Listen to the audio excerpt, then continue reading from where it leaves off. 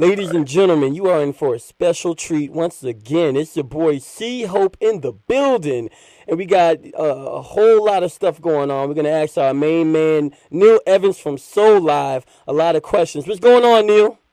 Yo, man, Shelly here, man. You, it's great to be here. Yeah, good energy, good vibe. I mean, for all the hip hop heads and all the TDS listeners out there, I just want you to know Soul Live, they are an awesome group that have been doing their thing since 1999.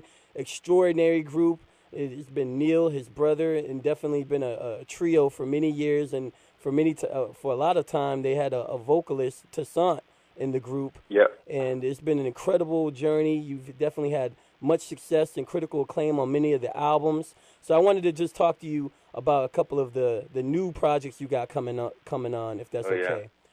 Oh All right, yeah. Neil? Awesome. Yep. So you're listening to 95.3 FM, and check out Hip Hope Radio, which is going to be on Saturday nights at 11 p.m. WHRB.org. So going into the first question, I wanted to just congratulate you, man, Neil. I heard that you actually got a chance to score and perform music for the two-part HBO documentary series, The Blacklist. So please tell Oh, the listeners, the TDS and the Hopehead listeners out there, a little bit about that, how that project actually came to be. well, for people who don't know, The Blacklist is a film by Timothy Greenfield Sanders and Elvis Mitchell. Right. It was just, I mean, one of the greatest projects that I've ever been associated with. And it's a documentary kind of just showing prominent African Americans in society now, and their own it's their own kind of in their own words, their life experiences, Right. their triumphs, their hardships. It's unlike any documentary that you've ever seen Right. portray African Americans. It's just absolutely beautiful. And I think that if it provides a great opportunity to bring that musical aspect to the actual project. If you know anything about African American experience and African American culture, music plays such a fundamental part of who we are as a people and how we're developing. So I just wanted to ask you, what kind of influences did you go into musically in actually scoring for this film?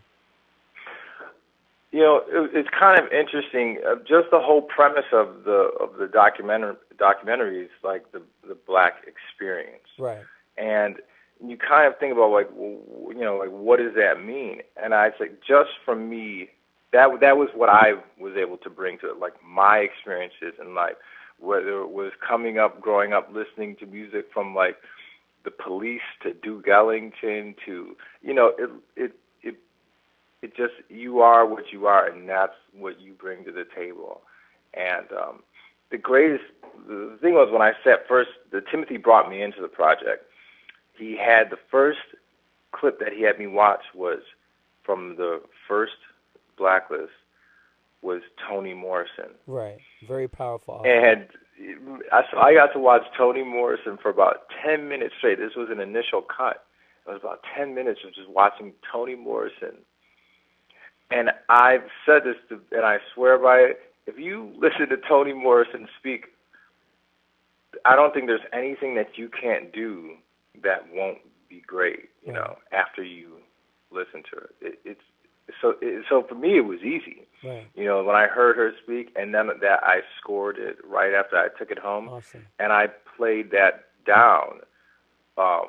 It was kind of more like an improvisational track, that piece. And it was just kind of like this magical piece that came together, and it propelled, you know, what our ideas, you know, what we had, like, you know, for the next segments that we, you know, continued to work on and that I scored. But that was the beginning, and I think it was a really easy thing. And just to hear Toni Morrison speak, it was just powerful, and it made me realize like what I had to offer to this movie, and in some ways there was a level of greatness in just what I was doing and what I do, Right. that I was able to add to it. Well, that's great, Neil, and I just want to congratulate you again on that honor to be a part of such a wonderful documentary that is much needed and our times right now. When we think of that, we have the first African American president of the United States. It definitely Indeed. it speaks to the Well, times. I was just watching his healthcare proposal. Yes, I watched it as well. Shout out to President Obama, Yeah, indeed, fellow indeed. Harvard alum affiliate. Exactly.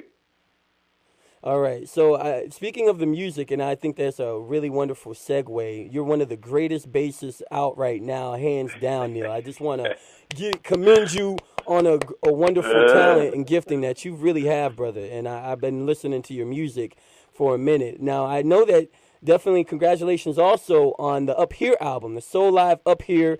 Hope Heads and TDS listeners, if you're listening, definitely check out the Soul Live new studio album Up Here, available on iTunes and Amazon. I just wanted to ask you a little bit about, that project, and now you're moving into a new space. So maybe you can go into a little bit of that project, and also this new project that I hear that you have is fully recorded and is actually in the process of being mixed now.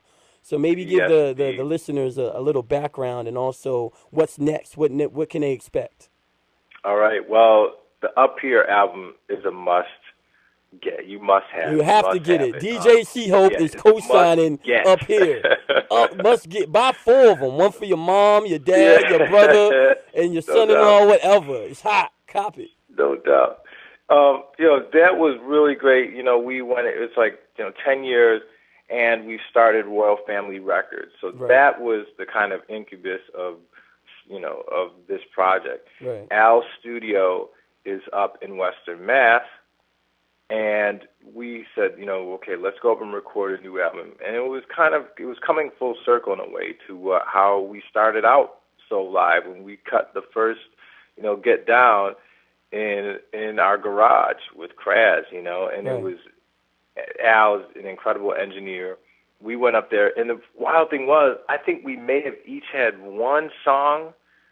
Just one. I think each of us had one tune, and we went up there and just vibed out. I mean, Al was like getting sounds, and I'm on the drum set. So it was a straight jam I started session. rocking a beat. Kraz starts rocking something. The horns were there, and then Al jumped on the kid. He was like, "Yo!" And that's how a lot of the tunes were written. Right. And I think there's a vibe in that. There was another tune, PJs, when we kind of got late in the evening, and they were taking a little break, and I just started playing the opening. I started playing PJs, and Chris was like, "Yo, what is that? What is it?" And we stopped what we were doing, and I think we cut that at like midnight. Right. I think the sound of the album is what drove the tunes, like the sound that Al got on the album, and I think there's something. It's my favorite Soul Live album ever. I really enjoyed it. I mean, DJ C-Hope, Hip Hop Radio. I just wanted to let you know, man, I'm definitely going to play a couple of tracks actually this Saturday at 11, man. Upright is my joint. Upright. And, one of my favorite joints back in the day was Prototype. So when I heard y'all did that, man, I was like, that's what's up, man. Dude, and that was crazy. That was Al's idea. And shout out to Al. Yep, but Nigel Hall on the album, right? He was on Too Much with us. Oh my God, Too Much, he killed it. And Prototype, just ridiculous. He's a brilliant guy, brilliant artist. Well, they say from there. Okay.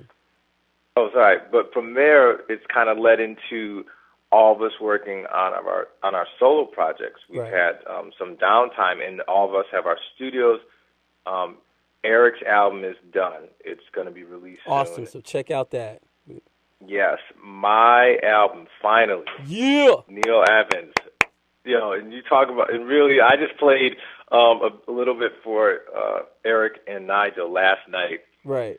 And I think I made him a little upset. Because they're both bass players. Right. But really, it's an album for bass players, That's awesome. Heads of music. It's a break album that was inspired by 60s and 70s film and 80s b-boy and b-girl culture. So it's just this kind of melange of breaks and great music that makes you think of scored cinema, like the real deal stuff that DJs and heads are gonna want to hear. Awesome.